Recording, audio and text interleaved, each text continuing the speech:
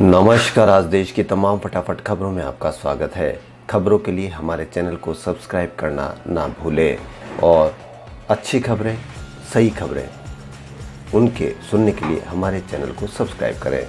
उत्तराखंड के मुख्यमंत्री तीरथ सिंह रावत के शुक्रवार को नाट की घटनाक्रम में इस्तीफा देने के बाद आज बीजेपी विधायक दल की बैठक होगी, जिसमें नए नेता का चुनाव होगा। तीरथ सिंह रावत मुख्यमंत्री के पद पर 4 महीने ही रहे। तीरथ सिंह रावत ने शुक्रवार शाम बीजेपी अध्यक्ष जेपी नड्डा को इस्तीफा दे दिया था। देर रात में उन्होंने औपचारिक तौर पर राज्यपाल को अपना इस्तीफा दे दिया। रावत ने शुक्रवार की सुबह बीजेपी के राष्ट्रीय अध्यक्ष जेपी नड्डा से मुलाकात की थी। उन्होंने संवैधानिक संकट के चलते इस्तीफा दिया है। देहरादून में केंद्रीय मंत्री नरेंद्र सिंह तोमर, बीजेपी के प्रदेश प्रभारी दुष्यंत गौतम की मौजूदगी में विधानमंडल की बैठक में नए नेता का चुनाव होगा। उत्तराखंड में 70 सीटों की विधानसभा में बीजेपी के 57 विधायक हैं। इसमें से एक सीट गंगोत्री की बीजेपी की खाली है।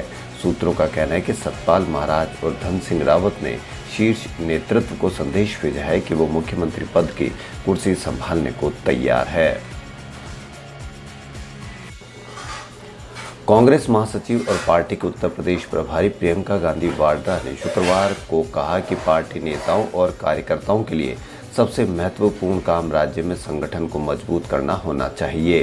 प्रयागराज और सुल्तानपुर जिलों के कांग्रेस कार्यकर्ताओं के प्रशिक्षण सत्र को वीडियो कॉन्फ्रेंसिंग के जरिए संबोधित करते हुए वाड्रा ने कहा कि बढ़ती महंगाई और राज्य के किसानों की समस्याओं के खिलाफ जन आंदोलन होना चाहिए।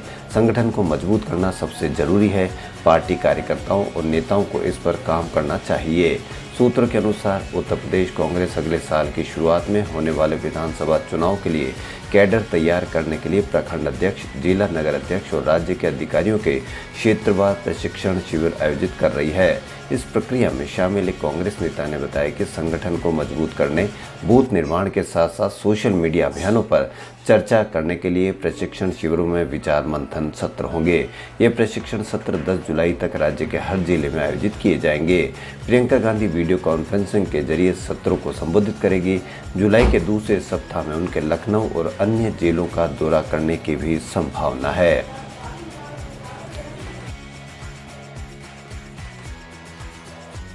उत्तरी भारत के कई राज्य शुक्रवार को लू की चपेट में रहे। हालांकि हल्की बारिश और ठंडी हवाओं ने दिल्ली में लोगों को कुछ राहत दी है, जबकि त्रिपुरा के 2 जिलों में अचानक आई बाढ़ के कारण 2000 से अधिक लोगों को राहत शिविरों में पहुंचाया गया। पूर्वोत्तर राज्य त्रिपुरा में पिछले 48 घंटों में मूसलाधार बारिश हो रही है और राज्य में बिजली तथा सड़क के बुनियादी ढांचे के अलावा फसलों को भी नुकसान पहुंचा है। हालांकि राष्ट्रीय राजधानी को कुछ राहत मिली, लेकिन पंजाब और हरियाणा में तापमान 40 डिग्री सेल्सियस से ऊपर दर्ज किया गया। भारत मौसम विज्ञान विभाग के अनुसार राजस्थान के चूरू में 43.6 डिग्री सेल्सियस तापमान दर्ज किया गया, जबकि हरियाणा के गुड़गांव में अधिकतम तापमान 43.5 डिग्री सेल्सियस रहा, जो दिल्ली राष्ट्रीय राजधानी क्षेत्र में आता है।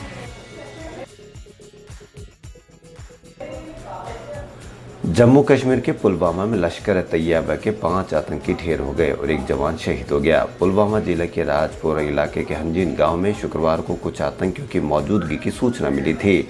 जानकारी के आधार पर पुलवामा स्थित राष्ट्रीय राइफल्स, जम्मू कश्मीर पुलिस और सीआरपीएफ के संयुक्त बलों ने 1 से 2 जुलाई की मध्यरात्रि एक सर्च ऑपरेशन शुरू किया, जिसमें शुरुआती घेराबंदी में घर घर जाकर आतंकियों की तलाशी ली गई। सुरक्षा बलों की तरफ से ऐसा माहौल बनाया गया कि किसी स्थिति में आतंकी भागने की कोशिश करते हैं तो उनका ऐसा करना व्यर्थ होगा। इसके बाद आतंकियों ने राष्ट्रीय राइफल्स के हवलदार काशीराय बी पर अंधाधुंध फायरिंग की। उन्हें तुरंत 92 बेस अस्पताल श्रीनगर ले जाया गया, लेकिन उन्होंने अस्पताल पहुंचने से पहले ही दम तोड़ दिया। अंग्रेजी के मुश्किल और अप्रचलित शब्दों के उपयोग के लिए मशहूर कांग्रेस नेता शशि थरूर ने शुक्रवार को एक बार ट्विटर पर फिर से बहस छेड़ दी, जब उन्होंने ओग्नो ट्रॉफी शब्द का इस्तेमाल किया। दरअसल ट्विटर पर एक महिला यूजर ने कहा कि वह उनसे एक नया शब्द सीखना चाहती है। थरूर ने कहा कि उन्हें अपने एक मित्र से एक नया शब्द सीखा है, पोग्नो ट्रॉफी, जिसका अर्थ है दाढ़ी बढ़ाना है। उन्होंने प्रधानमंत्री नरेंद्र मोदी पर परोक्ष रूप से कटाक्ष करते हुए शब्द का उपयोग किया। लोकसभा सदस्य ने ट्वीट किया, मेरे मित्र रतिन रॉय ने मुझे एक नया शब्द सीखा है, पोग्नो ट्रॉफी। जैसा कि प्रधानमंत्री महामारी के दौरान दाढ़ी बढ़ाते रहे, उनके इस ट्वीट के बाद ट्विटर पर इस शब्द को लेकर बहस छिड़ गई।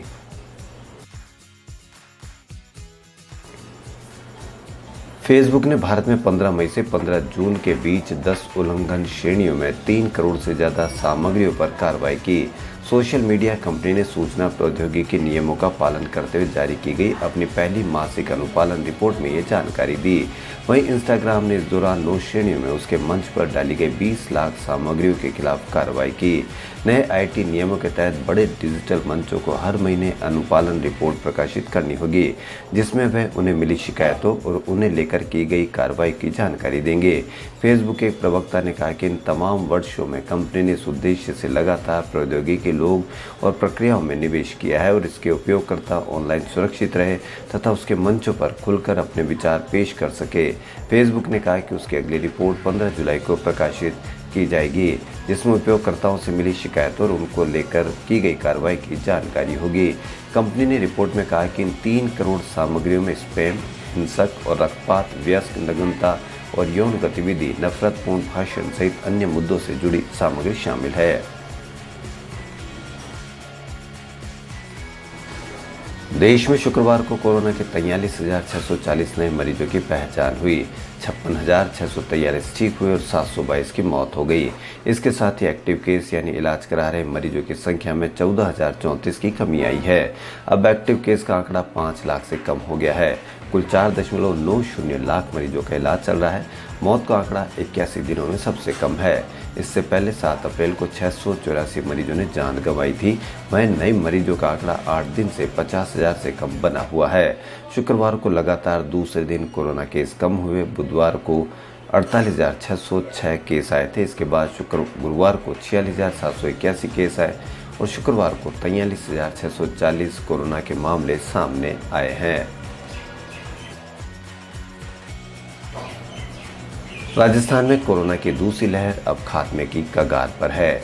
1.5 माह पहले तक जहां हॉस्पिटलों में बेड्स, ऑक्सीजन, दवाइयों को लेकर हर समय मारामारी मची रहती थी, वहां अब सब कुछ शांत सा दिखने लगा है। कोरोना के मरीजों में कमी के कारण कोविड हॉस्पिटलों में अब वार्ड खाली हो गए हैं। राज्य के सबसे बड़े Covid dedicated hospital Rajasthan university of health and sciences में 94% बेड्स खाली पड़े हैं। जो मरीज भर्ती हैं उसमें से आधे से ज़्यादा पोस्ट कोविड समस्याओं के चलते भर्ती हैं। RUHS के अधीक्षक डॉक्टर अजीत सिंह ने बताया कि पूरे हॉस्पिटल में 1250 बेड्स में से केवल 78 पर मरीज भर्ती है। OPD में भी रोजाना केवल 10-15 मरीज भी मुश्किल से दिखने आ रहे हैं। भर्ती 78 में से 45 मरीज ICU में है। इनमें से अधिकांश मरीज पोस्ट कोविड समस्याओं के कारण भर्ती है। खबरों के लिए इतना ही। यदि आपको हमारा चैनल पसंद आए तो लाइक, सब्सक्राइब और शेयर अवश्य करें। एक बार फिर खबरों के लिए हमारे चैनल को सब्सक्राइब करना ना भूलें। धन्यवाद।